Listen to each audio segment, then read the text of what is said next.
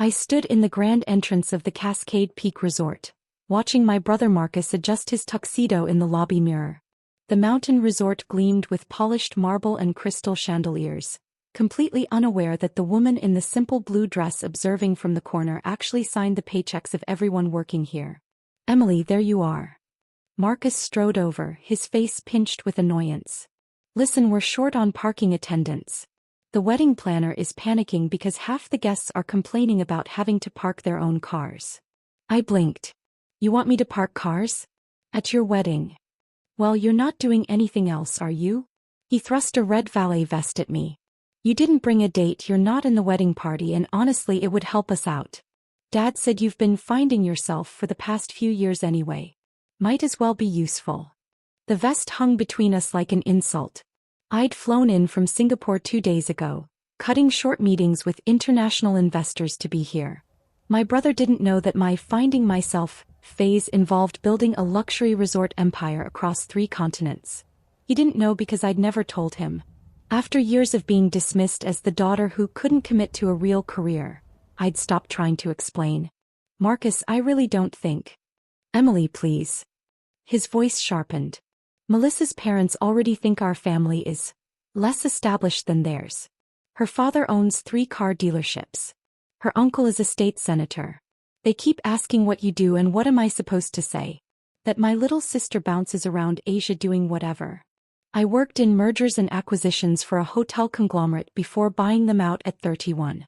I now owned 42 luxury properties worldwide, including the one we were standing in." But Marcus had never asked. "Just for the ceremony and cocktail hour," he pressed. "Then you can change and join the reception like a normal guest." Through the window I watched a silver Bentley pull up. Melissa's parents emerged, dripping in designer labels and self-importance. Mrs. Chin immediately spotted me through the glass and said something to her husband, both of them laughing. "Fine." I took the vest. "I'll help with parking." Marcus's face flooded with relief. "Thank you. This is the kind of family support that matters." He hurried back toward the ceremony space, already forgetting me. I slipped into the resort's back office, the one that used to be my temporary workspace during the acquisition. My laptop was still there, along with files the staff kept updated for my irregular visits. I pulled out my phone and texted my general manager, David Chin. "I need the full ownership documentation. Bring it to the wedding reception. Also, pull the reservation for the honeymoon suite under Marcus Thornton. Cancel it." The response came immediately. "The presidential suite reservation? Consider it done. Documentation will be ready in 1 hour." I buttoned the valet vest over my dress and walked outside. The mountain air was crisp, carrying the scent of pine and expensive perfume. Luxury vehicles lined the circular drive, each one representing the wealthy guests my brother desperately wanted to impress. "Oh my God, they actually got a parking attendant?" Melissa's mother approached with 3 other women, all dripping judgment. Marcus said his sister would help out. How resourceful. I held out my hand for her keys. "Ma'am." She dropped them into my palm like I was contaminated. "It's the Bentley. Not a scratch, understand? It costs more than you probably make in a year." "I'll be very careful," I said evenly. One of her friends whispered loudly, "Is this really the groom's sister? I thought they came from a good family." "Well, the brother clearly got all the ambition," Mrs. Chin replied. "Marcus is a senior analyst at Bradford Investments. Very respectable. But the sister." She waved her hand dismissively. "Melissa told me she's been backpacking or something. Never held a real job." I parked the Bentley in the VIP section, noting with satisfaction that my own car was already there. A midnight blue Aston Martin that I'd had shipped from my London property. No one had connected it to me yet. For the next hour I parked cars and absorbed insults. Melissa's uncle, the state senator, made a crack about the help when I took his Mercedes keys. My own father avoided eye contact when he arrived, clearly embarrassed. My mother whispered urgently to him, "I told you we should have pushed her toward law school. Now look at her." Only my grandmother, sitting in the passenger seat of my parents' car, caught my eye and winked. She'd visited me in Tokyo last year and toured my flagship property. She knew everything and she'd kept my secret at my request. "Grandma understands keeping your cards close," she'd said then. Play your hand when it counts, sweetheart. The ceremony was beautiful in the way expensive things are beautiful. Perfectly arranged, emotionally hollow. I watched from the back, still wearing the valet vest because no one had told me I could change. Marcus and Melissa exchanged vows under an arch of white roses, surrounded by 200 guests who represented connections, status, and money. During the cocktail hour, I finally removed the vest and joined the reception in my blue dress. The ballroom sparkled with ice sculptures and champagne towers.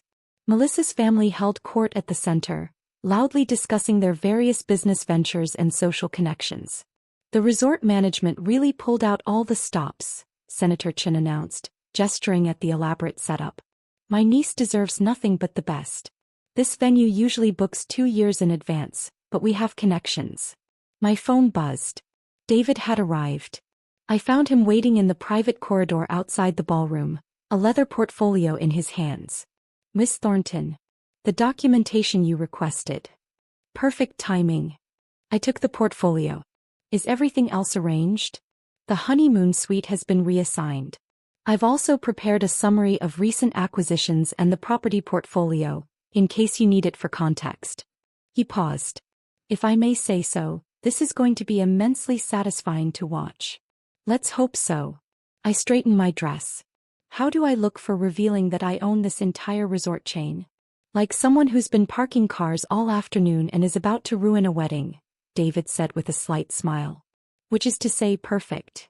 The reception was reaching its peak when the resort's events coordinator approached the microphone. Ladies and gentlemen, we have a special announcement from our resort owner, who rarely makes public appearances but wanted to personally congratulate today's happy couple. The room quieted with polite interest.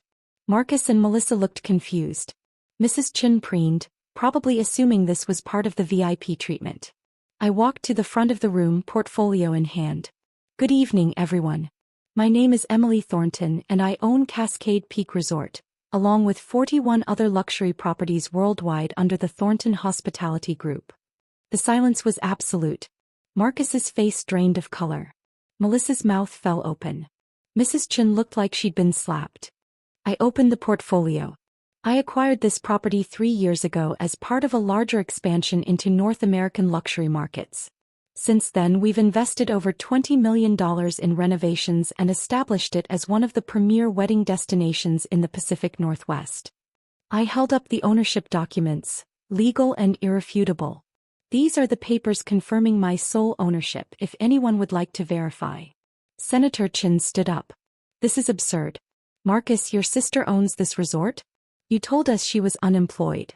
I never said, Marcus started, but I cut him off. My brother said I was finding myself and bouncing around Asia. He wasn't entirely wrong. I was bouncing between Singapore, Tokyo, London, and Dubai, acquiring properties and building a hospitality empire. It's easy to dismiss someone when you never ask them what they actually do. I turned to Mrs. Chen. You mentioned earlier that my brother comes from a good family, but I clearly didn't inherit the ambition. For context, Thornton Hospitality Group's revenue last year was $430 million. Your family's 3 car dealerships are lovely, but they don't quite compare. The room erupted in whispers. Phones emerged from pockets and purses as guests began frantically Googling my name. My mother looked faint. My father's face cycled through confusion, shock, and something that might have been pride under different circumstances. David stepped forward with a tablet. If anyone would like confirmation, here's the company website, recent financial filings, and Miss Thornton's profile in Forbes Asia from last month. The article was titled, The Invisible Empire: How Emily Thornton Built a Luxury Dynasty in Silence. Marcus found his voice. Emily, why didn't you tell us? You never asked, Marcus. When I came home for Christmas 3 years ago and tried to explain the Singapore acquisition, Dad said I was playing business and needed to get serious about my future. When I mentioned the Tokyo property, Mom said I was wasting my youth on pipe dreams. So I stopped mentioning it. I addressed the room again. I flew here from a board meeting in Singapore, cutting short negotiations for a property acquisition in the Maldives. I did this because family matters to me even when I'm not valued as family. When I arrived, I was handed a valet vest and told to make myself useful because I wasn't doing anything important anyway. Melissa stood, her face red. This is our wedding. You're ruining our special day. No, Melissa. You ruined it by treating me like hired help while bragging about your family connections. Your mother laughed at me. Your uncle mocked me. Your entire family spent the afternoon insulting me while I parked their cars at my own resort. I closed the portfolio. I had planned to give you the honeymoon suite as a wedding gift. It's a $12,000 per night accommodation with a private terrace and mountain views. I've canceled that reservation. You're welcome to book one of our standard rooms at the regular rate, assuming we have availability. Mrs. Chin surged forward. You can't do this. We have a contract. Your contract is with Cascade Peak Resort, which I own. Read the fine print about management's right to reassign accommodations. David, please escort the wedding party to the front desk so they can make alternative arrangements. The whispers had become a roar. Guests clustered around their phones, reading articles about my company, my acquisitions, my net worth. I watched my carefully constructed anonymity dissolve in real time, but I didn't care anymore. Senator Chin approached, his political smile firmly in place. Miss Thornton, I apologize for any misunderstanding. I had no idea. You had no idea because you didn't care to know. You saw someone in a valet vest and decided they were beneath you. That's not a misunderstanding. That's a character flaw. My grandmother appeared at my side, radiant with vindication. I told you, Emily. Play your hand when it counts. She addressed the room. My granddaughter has been supporting this family financially for years, quietly paying off my medical bills and her parents' mortgage. But she was just the daughter who couldn't commit to a real career, wasn't she? My mother's gasp was audible. Dad looked at me with dawning horror. The mortgage payments came from you? Mom whispered. The anonymous trust that's been covering Grandma's treatments? Also me. The mysterious investor who saved Dad's retirement fund after the market crash? Still me. I met Marcus's eyes. The loan you took out to buy your condo that mysteriously got paid off last year? That was your unemployed little sister bouncing around Asia. Marcus sat down heavily, his perfect wedding collapsing around him. The resort staff had appeared at the edges of the room, watching their owner publicly reclaim her identity. Several of them were smiling. David Chin stood beside me, the portfolio of documentation a shield against any further challenges. I'm leaving now, I announced. My flight to Singapore departs in 4 hours. The resort staff will ensure the remainder of your event proceeds smoothly because they're professionals, unlike some of the guests here today. Marcus, Melissa, I wish you well. But I won't be funding your lifestyle or accepting disrespect anymore. I walked toward the exit, my grandmother's hand in mine. Behind me, the reception dissolved into chaos. Melissa was crying. Mrs. Chin was arguing with David about accommodations. Senator Chin was attempting damage control with other political guests who'd witnessed his rudeness to a successful businesswoman. My parents stood frozen, realizing they'd spent years dismissing the daughter who'd been quietly keeping them afloat. Marcus caught up with me in the lobby. Emily, wait. I'm sorry. I didn't know. You didn't want to know, Marcus. There's a difference. I kept walking toward the valet stand where my Aston Martin waited. You wanted a sister who fit into your narrative of success. When I didn't match that image, you decided I was the failure. What can I do to fix this? I turned back one final time. Ask yourself why it took public humiliation and proof of wealth to make you care about fixing it. Then maybe examine whether you actually want a relationship with your sister or just access to her resources. The mountain air felt cleaner outside. My car gleamed under the resort's elegant lighting. David had followed us out, ever professional. Miss Thornton, your flight is arranged. I've also taken the liberty of preparing a press statement about your company ownership, in case this becomes a social media situation. It will absolutely become a social media situation. I smiled. But that's fine. I'm tired of hiding. Maybe it's time for Thornton Hospitality Group to have a public face. Shall I send the statement to Forbes, or would you prefer a broader distribution? Broader. Include the detail about family members who accepted financial support while insulting the benefactor. Make it a case study in underestimating quiet competence. Grandma laughed, delighted. Oh, sweetheart. You've learned to play the game after all. I learned from the best. I hugged her carefully. Come visit me in Singapore next month. I'll show you the new property. I wouldn't miss it. I drove away from Cascade Peak Resort as the sun set behind the mountains, painting the sky in shades of gold and crimson. Behind me, my brother's perfect wedding lay in ruins, destroyed not by my revelation but by his own dismissiveness. The valet vest sat folded on my passenger seat, a reminder that respect isn't automatic and family doesn't mean blind loyalty. My phone buzzed with notifications. News alerts, social media mentions, interview requests. The invisible empire was invisible no longer. Tomorrow there would be consequences to manage and narratives to control. But tonight I had a plane to catch and an acquisition to finalize. Some bridges you burn.